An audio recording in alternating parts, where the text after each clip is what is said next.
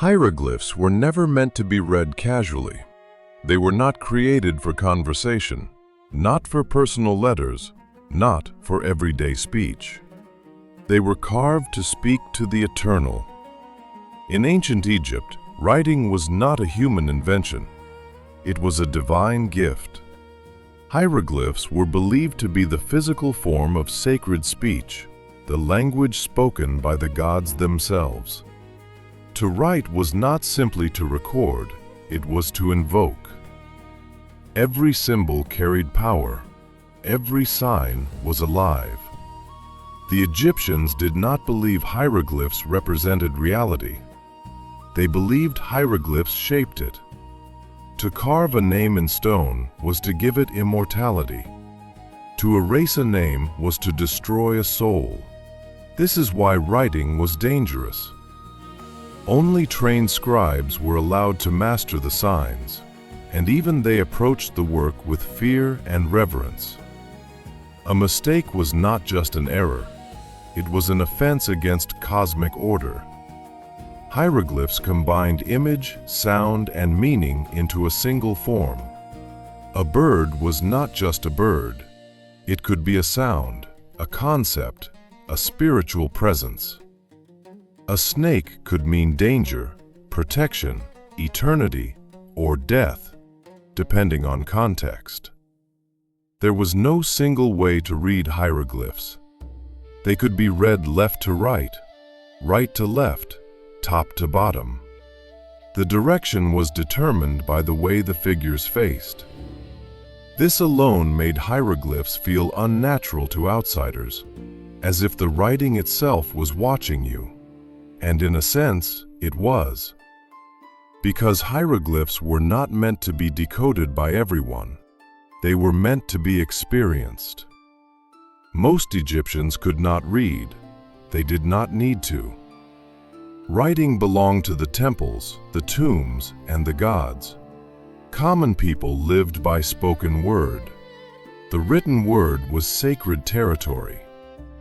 Hieroglyphs were used primarily in three places: on temple walls, inside tombs, and on objects meant to cross into the afterlife. They were instructions for eternity. Spells carved into coffins told the soul where to go. Prayers on the walls guided the dead through the underworld. Names repeated again and again ensured the person would never be forgotten. But hieroglyphs had another function. They controlled reality. Certain dangerous creatures, snakes, scorpions, hostile animals, were deliberately carved incomplete. Their legs were broken, their bodies fragmented. The Egyptians believed that a fully carved image could become real in the afterlife. To damage the symbol was to neutralize the threat. Writing was weaponized. Even gods were treated carefully. Their names were surrounded by protective signs. Their images were carved with precision. To write a god incorrectly was to invite disaster. This is why hieroglyphs changed very slowly over thousands of years. Stability meant safety. Change meant chaos. Over time, simpler forms of writing emerged: hieratic and later demotic. They were faster, easier, practical. But hieroglyphs never disappeared, because they were never just writing. They were ritual. And as Egypt fell under foreign rule, Greek, then Roman, the meaning of hieroglyphs began to fade. Not because the symbols vanished, but because the belief behind them died. Temples closed. Priests disappeared. The last people who truly understood the sacred language were gone.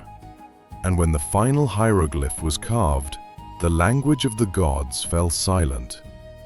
For centuries, no one could read it. The walls still spoke, but humanity no longer understood the words. When the last priests left the temples, hieroglyphs did not disappear. They remained carved in stone, painted on walls, sealed inside tombs. But without belief, they became mute. For centuries, travelers stood before Egyptian ruins and saw only decoration. Beautiful, mysterious, meaningless. Greek and Roman writers admired the symbols, but misunderstood them completely. They believed hieroglyphs were pure metaphors, pictures representing abstract ideas, not sounds or grammar. This mistake would delay understanding for nearly 2,000 years. Medieval scholars imagined hieroglyphs as magical codes, each symbol containing hidden philosophical truths. They tried to read them as riddles rather than language. The more they guessed, the further they drifted from the truth. Because hieroglyphs were never meant to be guessed, they were meant to be known. The true nature of hieroglyphs was lost until one discovery changed everything. In 1799, during Napoleon's campaign in Egypt, a stone was uncovered near the town of Rosetta. It carried the same text written 3 times: Greek, Demotic, and hieroglyphic. For the first time in history, hieroglyphs had a voice again. But even then, understanding did not come easily. Many scholars refused to accept that hieroglyphs represented sounds. They clung to the idea that the language of the gods must be too pure, too sacred to function like human speech. It was Jean-François Champollion who finally broke the silence. He realized that hieroglyphs were not one thing, but many. Some signs represented sounds, others ideas, others served as silent markers guiding meaning, a system both logical and sacred. When Champollion read the names of foreign rulers carved in royal cartouches, the impossible became real. The gods were speaking again. Temples revealed their prayers. Tombs confessed their secrets. Walls told stories that had waited thousands of years to be heard. But with understanding came an uncomfortable realization. Hieroglyphs were never designed for mass knowledge. They controlled information. Only a small elite could read them. Only priests and scribes shaped history and writing. What was not written did not exist. What was erased was annihilated. This is why certain pharaohs vanished from history, not through death, but through deliberate deletion. Their names chiseled away, their images destroyed. Without a name, the soul could not survive in the afterlife. Writing was power over eternity. Even the act of reading hieroglyphs was once considered dangerous. To read a spell incorrectly could activate it. To pronounce a name could summon what it represented. Words were actions. Language was force. And in many ways, that belief was not wrong. Because hieroglyphs shaped how Egyptians understood reality itself.